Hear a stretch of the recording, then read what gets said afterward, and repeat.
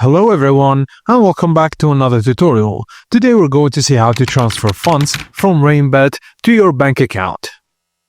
First thing first, open Rainbet account on your desktop or mobile and log into your credentials.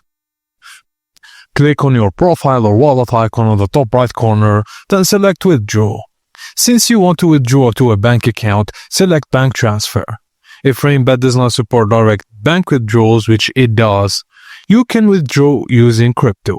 Now, add your bank account information and make sure the name on your Rainbet account matches the name on your bank account, otherwise it may be rejected.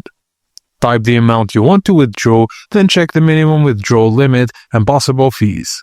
Double check your details and confirm the withdrawal request. If 2FA is enabled, enter the code.